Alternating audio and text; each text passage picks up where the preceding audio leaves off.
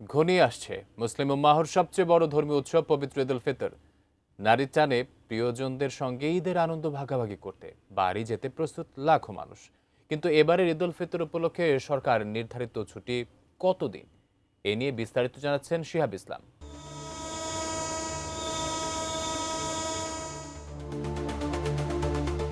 শেষ হয়ে আসছে পবিত্র রোজা, আর ঘনিয়ে আসছে মুসলিম উম্মাহর সবচেয়ে বড় ধর্মীয় উৎসব পবিত্র ঈদ উল ফিতর। প্রিয়জনদের সঙ্গে ঈদের আনন্দ ভাগাভাগি করতে রাজধানী ছাড়ার প্রস্তুতি নিচ্ছেন লাখো মানুষ। এর মধ্যেই ঈদ উপলক্ষে সরকারি ছুটি বাড়ানোর সিদ্ধান্ত নিয়েছে সরকার।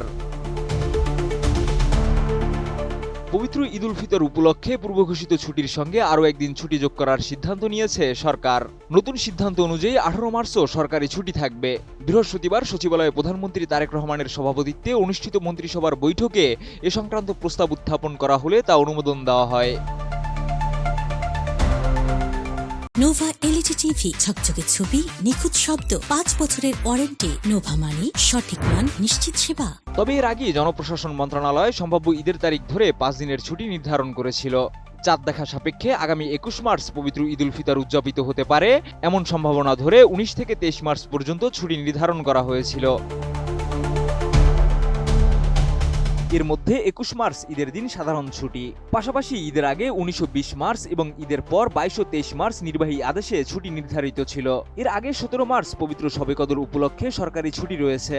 নতুন করে 18 মার্চ ছুটি যুক্ত হওয়ায় এবার 17 মার্চ থেকে 23 মার্চ পর্যন্ত টানা 7 দিনের ছুটি পাচ্ছেন সরকারি কর্মকর্তা কর্মচারীরা। সরকারের এই সিদ্ধান্তে রাজধানী ঢাকা থেকে দেশের বিভিন্ন প্রান্তে যাতায়াতকারী মানুষ কিছুটা আগেভাগেই বাড়ির পথে রওনা হওয়ার সুযোগ পাবেন বলে মনে করা হচ্ছে। এতে ঈদযাত্রায় যানজট ও ভোগান্তিও কিছুটা কমবে এমন প্রত্যাশা সাধারণ মানুষের। মন্ত্রিসভার বৈঠক শেষে সাংবাদিকদের সঙ্গে কথা বলার সময় প্রাথমিক ও গণশিক্ষা প্রতিমন্ত্রী ববি হাজ্জাজ 18 মার্চ অতিরিক্ত ছুটি ঘোষণার বিষয়টি নিশ্চিত করেন। শিহাব ইসলাম, এটিএন নিউজ।